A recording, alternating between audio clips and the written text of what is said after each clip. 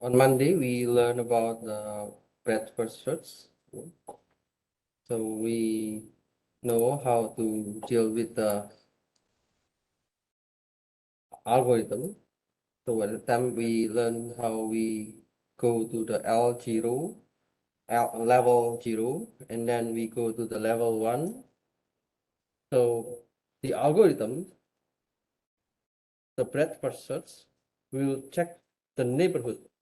For example, if I start from A, then I will check the neighborhood, which is B, C, and D. And then if I finish with all, then I will go to the next, which is B. And then I will check the neighborhood of B. So I will check the neighborhood of B. If I already finished with checking the B, because we have B to E, B to C is not available because B to C has been visited. So we do not use this as the discover edge. BC will be the cross edge. And also when we finish with the P, when we check the C, after we finish checking the E, we go to the next node, which is C. And then in the C, we will check again the neighborhood. D is visited. So D is noted as CE or cross edge. What about the other? We need to check the F. We need to check the F. So the F is noted as discovery edge. And then after we have after B and then C, we will check the D. So what is the neighborhood of D? The neighborhood of D is only one, which is F, but F has been visited. So this edge become cross edge. So you can see the cross edge is this one, B to C, C to D, C to E, and then E to F. So this is the state of the edge. And then this is the state of the node. So we need to visit all the nodes, and every node will be located into a particular level. So this is the level 0, which is the starting point. And then this is the L1, the level 1, and this is the level 2. If there is no such information in the next level, for example, level 3, because it is empty, so we will not continue. As you can see here, when you do the I equals to I plus 1, and then if you check if L is empty, then finish. If L is not empty, we will do this part. Because L is empty, which is L3 is empty, then we stop this one and return back, and the algorithm finishes.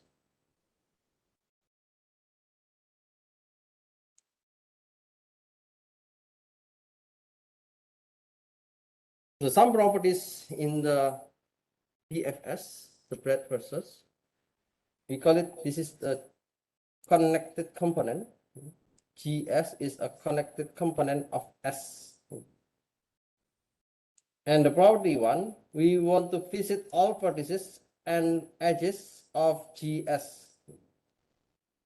And property 2, the discovery edges labeled by the FSGS form a spanning tree.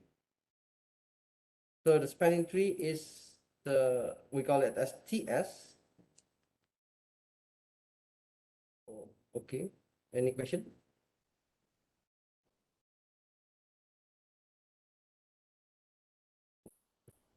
Any question, Ominu? No?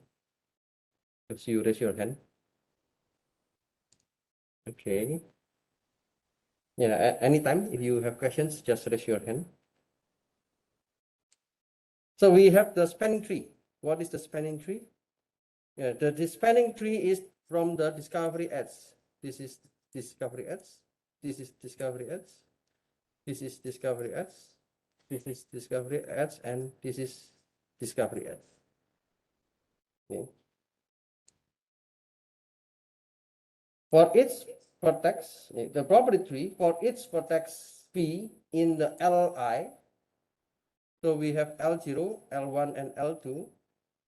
So we have the L0 only one vertex, L1 we have 3 vertex, and in L2 we have 2 vertex. Okay. And the path from TS, the path of TS, which is the spanning tree from S to P, will have I edges. Okay, now from the L0, if you go to L2, how many edges do we have? 1, 2. Okay. So the I represents the number of edges. And every path from S to V, let's say this is the S. Every path from S to V, V is any vertex, has at least I edges.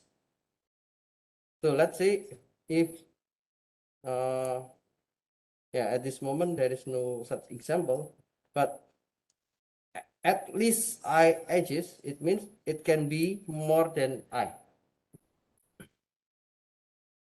So if we have only L0, L1, and L2, so it's very short, but if the number of I is increasing, there can be more than I edges.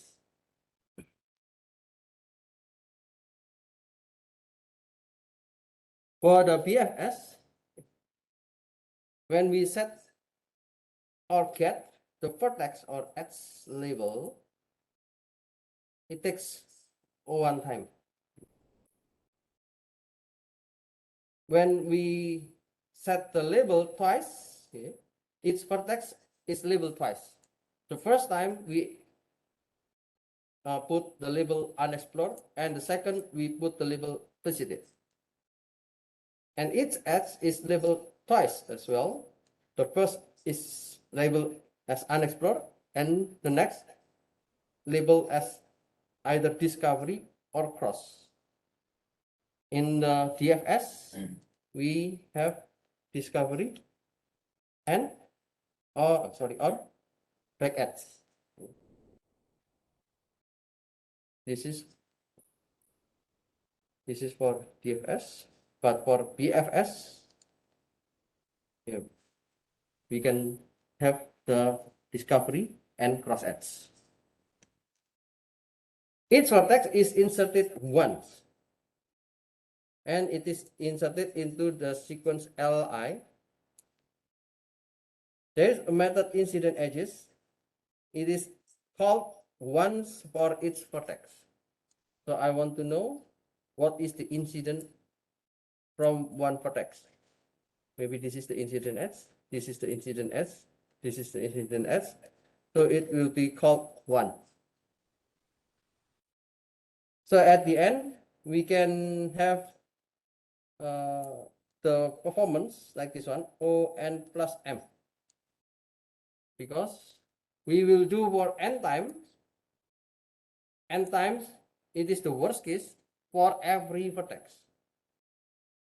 At first, we will do the labeling for each vertex as unexplored.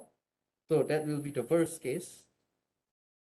And M is also the worst case of the unexplored.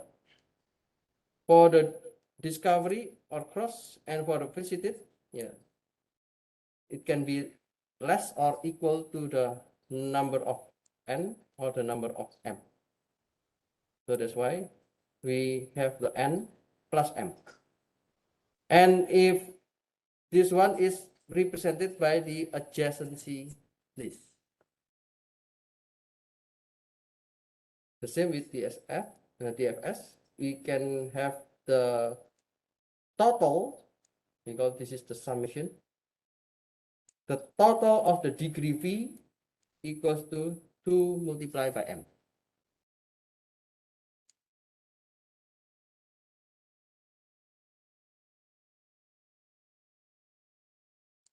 So in the real world application, PFS is very popular to find some kind of path. If you want to find your route from Mohyun to other location, so PFS has been applied to a kind of navigation, and using the template method pattern, we can specialize the PFS traversal of a graph G to solve the following problem. So specialize means we can make a specific PFS. What you learn until now is the general PFS. You can make more specific. There can be the shortest path PFS. So it means you will make more specific PFS. You can compute the connected components of G. When you make the spanning tree, you can calculate the connected component. When you have the PFS, you can compute a spanning forest. So if some nodes are located in different location, you can make spanning forest instead of spanning tree. You can find a simple cycle, or you can report that a graph is a forest. So a graph is a forest means you will see some of the nodes are located in the different or unconnected like this one. So this is a kind of forest. Given two vertices of G, you can find a path in G between them with the minimum number of edges, or you can report that no such path exists. So we can find a path with the PFS. So we call this is the special case of PFS.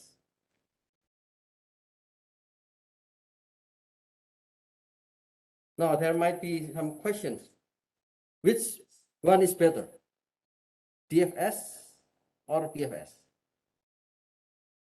I can say that it depends on the application, what you are going to check. Okay. Let's say you want to find the spanning forest, or you want to get the connected component, or you want to find path, or you want to find cycles. So both of them are okay. If you want to find shortest path, PFS is much better, because when you search something, you will search for every possibility from the starting point. If you use the DFS, it will take more time, probably, because you will check the depth, okay, and then it return back to the other node, and then go to the depth again, and then return to the prior node, and then go to the depth again. But in the PFS, you will find the possibility from the starting point to the next level, and then go to the next level. In DFS, it is good if you want to check by connected component. So if you have like two kind of component, so if those two components are connected, then it is good if you use the PFS.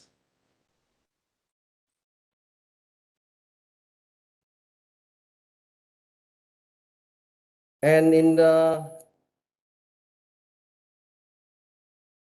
DFS, we learn, in the DFS, we learn about back edge.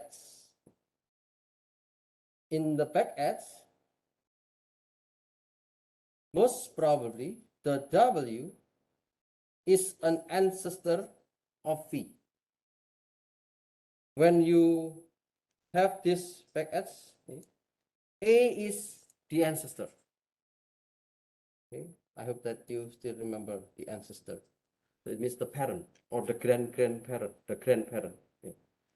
But if you are using the cross edge, which is the BFS, W is the same level of V or it is in the next level. So it is in the same level, and there can be probably some nodes here that is in the next level. Okay. So that's the difference between the back edge and the cross edge.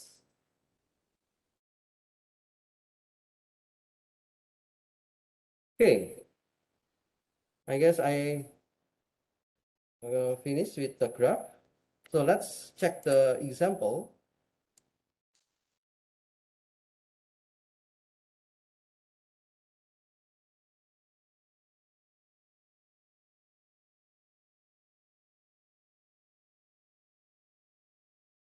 I give you the PowerPoint for the example.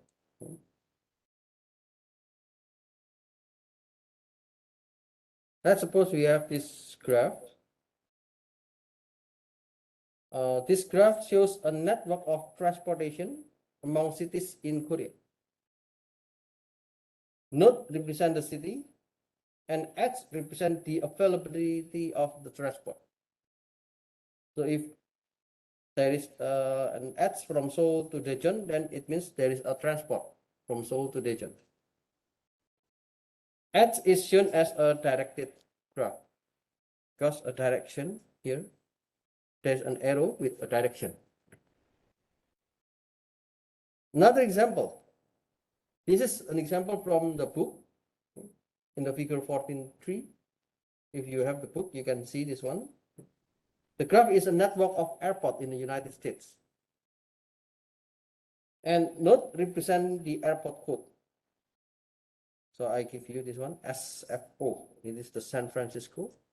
LAX is Los Angeles. ORD is O'Hare, Chicago, and so on. X represent the route or trip of the airplane. And it is without property. It means no value. How long is the trip? How long is the mileage? There is no information for that one. Just an X.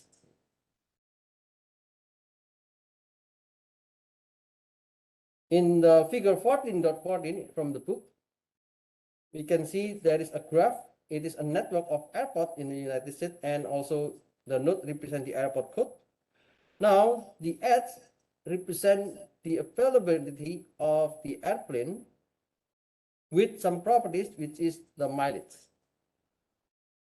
So there is mileage here. It is from Boston to San Francisco. So based on this, how can we create a graph? So I give you the code in the E class. We can make a class graph, and the class graph, there are two subclass. We call it, this is subclass. It is a class inside the class. So we want to define a vertex.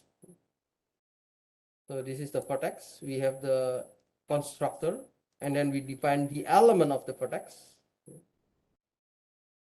This is just to make the vertex as a key, and then this is to return the element of the vertex if we want to know what is the name of the vertex. Class X. So in this case, we have three components, three variables: origin, destinations, and what is the meaning of the element. The origin means I want to know what is the starting node. V, it is the destination node. X is an element. Let's say I want to define the mileage, or I want to define the price. between two nodes, and so on. Endpoints, we can check whether we can check the two nodes, the origin and the destination. The opposite means I want to know what is the opposite of the node. If we have the V, we want to see the opposite of V. Element means I want to know what is the element of the edge. S, it is just to give the key. And then str, I want to get the properties of that edge. So this is the graph method, or we call it, this is the behavior of the graph. The first is constructing the graph.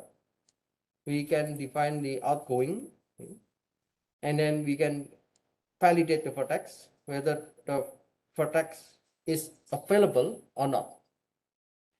So maybe you want to check if the vertex San Francisco is available in the graph or not. You can use this validate vertex. Is directed. It will return true if it is a directed graph, and it will return false if it is undirected. Vertex count, we want to check how many vertex. And then vertices, we want to check the outgoing keys. The outgoing means in the vertex, we want to see how many vertex that will be the destination. Edge count, I want to know how many edges. And then edges here, we will return all of the edges.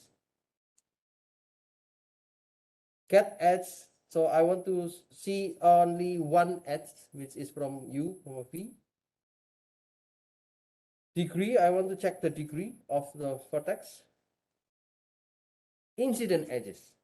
So we see this one in our algorithm, DFS and BFS.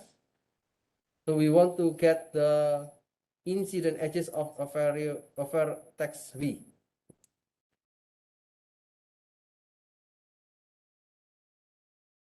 And insert vertex, we want to insert a new vertex. Insert edge, we want to insert a new edge. Okay, that's all for the vertex. So for the graph. So you can see there are many properties. Okay. This is the class that has been proposed by the authors. But in the internet, you can also see there are many possible way to make graph, and it depends on what you are going to create on the application. This can be the ADT, the abstract data type for the graph. So if I run this, now I would like to make one example from the book. I want to make a graph from edge list. Do you still remember edge list? We have several data structure. We have adjacency list. We have edge list.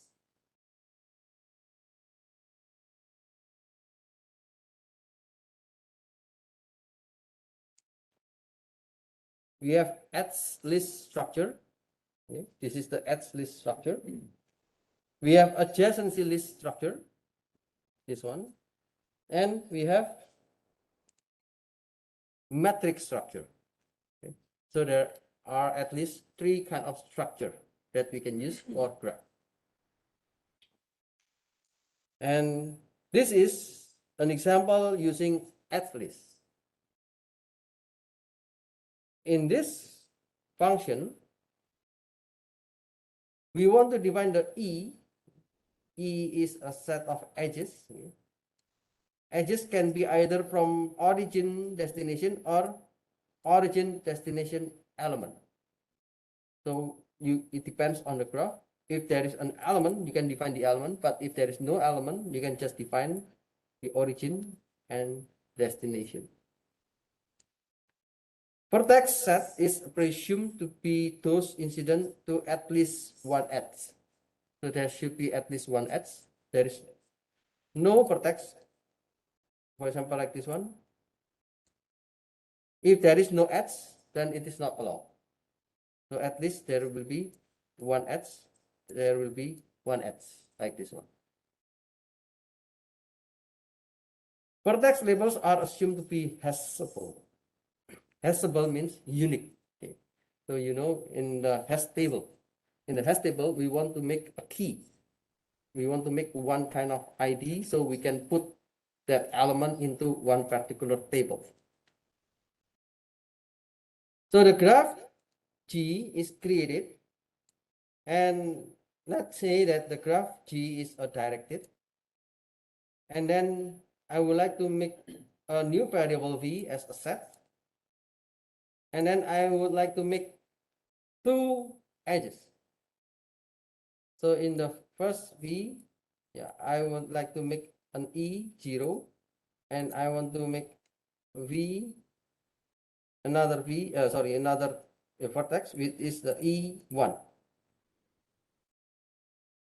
And then I would like to make the vertex dictionary or map. And I want to insert for every of the vertex V, because we have E0, we have E1. So I would like to insert it into the graph.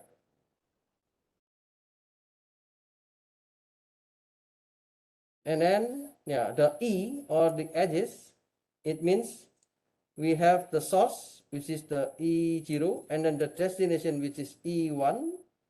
And let's check what is the element. If I have something divine, then I can put it into the E2. And then we will insert the vertex source and the vertex destination and the element.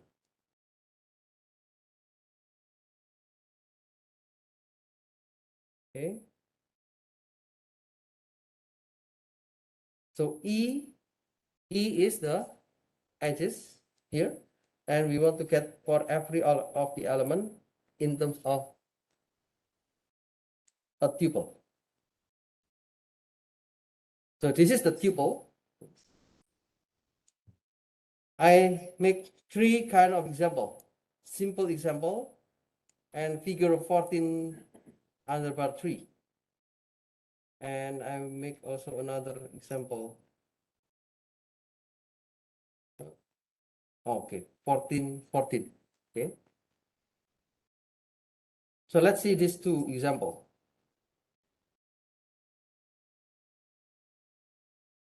The first example is using the transportation connection that I show you in this one. So this is the graph. There is a transportation available from Seoul to Daejeon. There's a transportation available from Daejeon to Busan, Busan to Daejeon, Daejeon to Suwon, Suwon to Seoul, Gwangju to Suwon, Seoul to Gwangju. So something like this one. And we can make this graph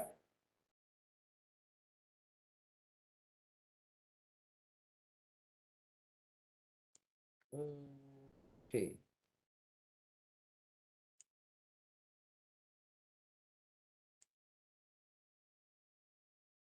Seoul to Daejeon and Daejeon to Busan. And then we have the Busan to Daejeon, and then Daejeon to Suwon, Suwon to Seoul, Seoul to Gwangju, and Gwangju to Suwon. We define this as a tuple. You still remember? Okay. Please remember, when you define with the square bracket, it is a list. If you define with parenthesis, it is a tuple. If you define with the curly bracket, it is a set or map, or we can say it is dictionary. So there are 1, 2, 3, 4, 5, 6, 7 edges. And after we define in this E, I would like to make the graph. And this will be based on the ads list. True. What does it mean by true? This is the directed. Yeah. The original value directed is false. So if you don't put anything here, it means undirected graph. If you define true, it is directed graph. Okay. Then we have the second example, the 14-3. 14.3. So based on this one, sorry, maybe it's too small. Yeah, you can take a look on this one. Boston to San Francisco. Boston to San Francisco, there is a direction. And then Boston to JFK, there's a direction. Boston to Miami, and so on. Yeah. So after you define this one, then you can create the ads list graph from the ads list. So we define E and then we define it is true because it is a directed graph.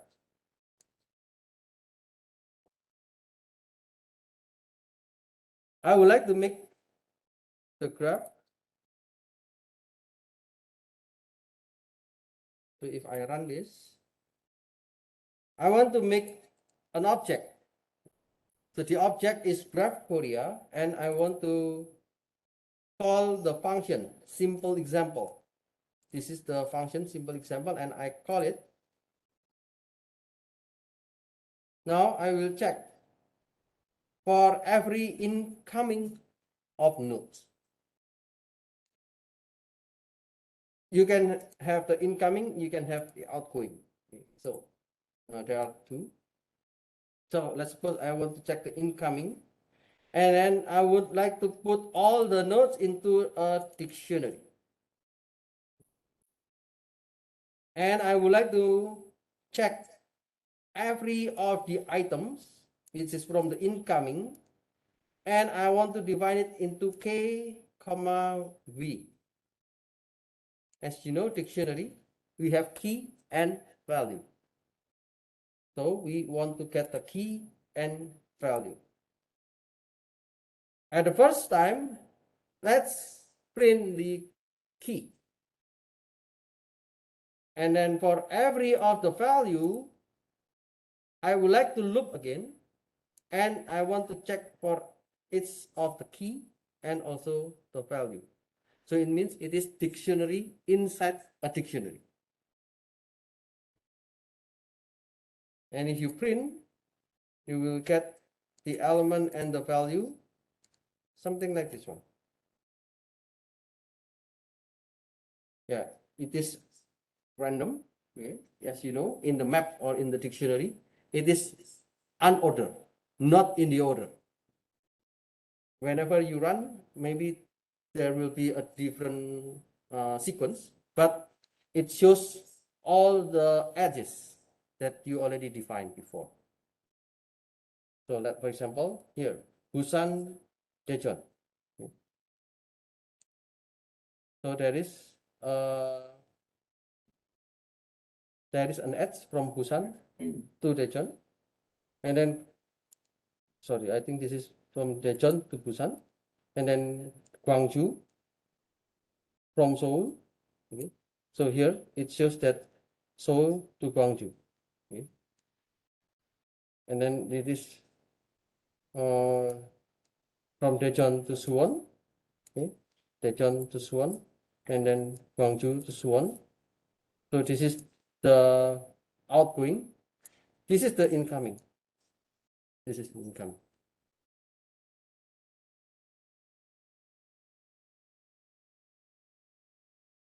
So we can see for all the incoming node, Daejeon comes to Busan. Okay, Seoul comes to Gwangju. Daejeon goes, not comes, but go. Okay, Daejeon goes to Suwon. Gwangju, this one, this one.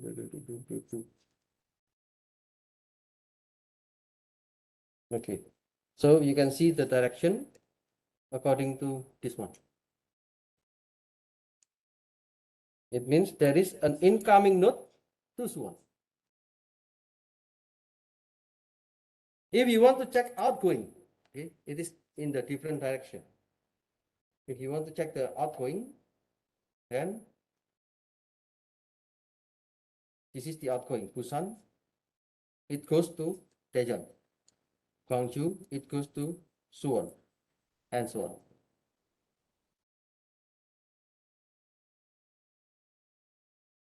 Now, I would like to create a graph from figure 14-3. Okay, let me make a new object, graph 1, and then I call the function figure 14-3. And I want to see the element incoming.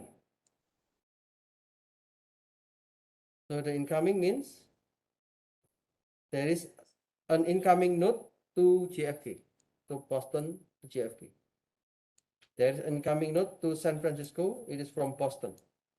JFK to SFO, DFW to SFO, and so on. This is the way to check the node. Okay. And this example is about outgoing.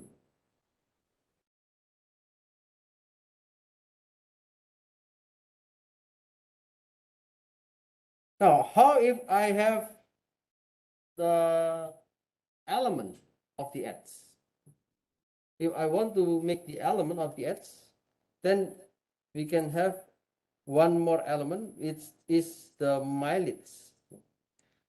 SFO to LX, we have the mileage 337. So you can define with the 3 element in the tuple. 3 element in the tuple. And let's suppose we want to create this graph as undirected.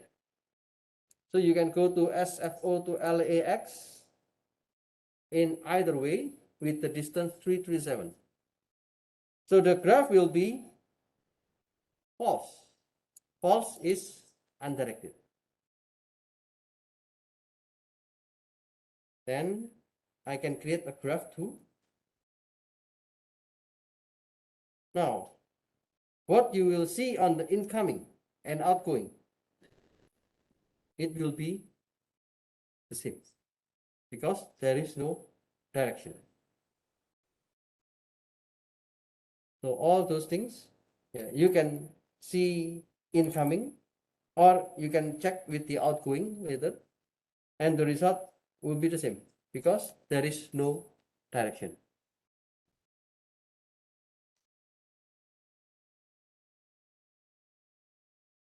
Here I also include the DFS.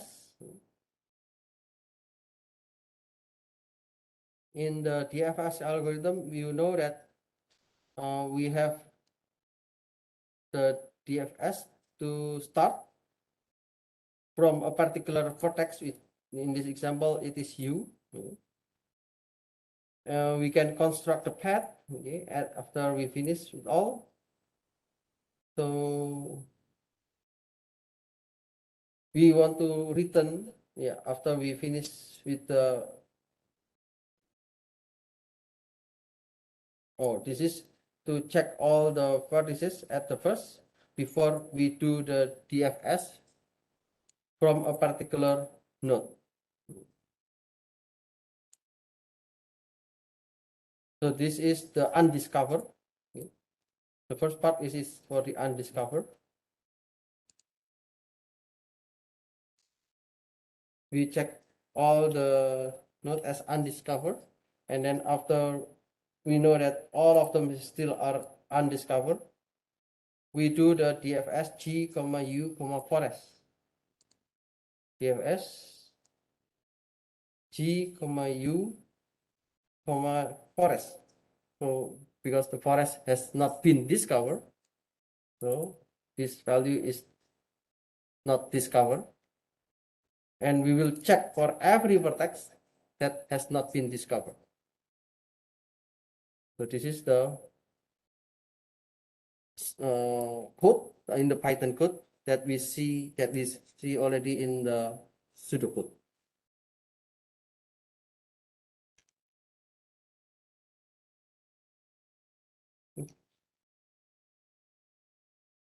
And let's suppose I want to create the DFS. This DFS, it is, I want to use the graph Fourier. The graph Fourier is the graph that I already show you. This one is Seoul, Daejeon, Busan, Gwangju, Suwon. Okay. So I would like to find the DFS.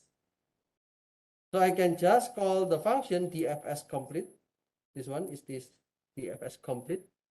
And I would like to use the G, the graph. In this case, the graph is using list. Using the list, and then I will put it into the object DFS incoming simple. And if you run this one, then this will be the result of the DFS. What is the meaning by this one? So Busan, none. Okay. Then we will not have any direction or any incident ads after Busan. To Busan, there is no incoming. Busan to Daejeon, and then Daejeon to Suwon, Suwon to Seoul, and Seoul to Gwangju. This is the possible DFS. If I use the graph one,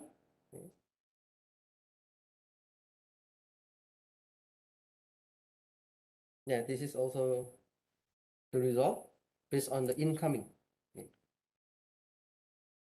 JFK to Boston, Boston to SFO, Boston to MIA, and so on. And we have the graph 2. The graph 2 is undirected graph. And if you want to check the DFS, this is the depth first search. And we do not care about the shortest path. We just want to check whether all node has been visited or not. Okay, okay, then let's have a break. I will continue after the break.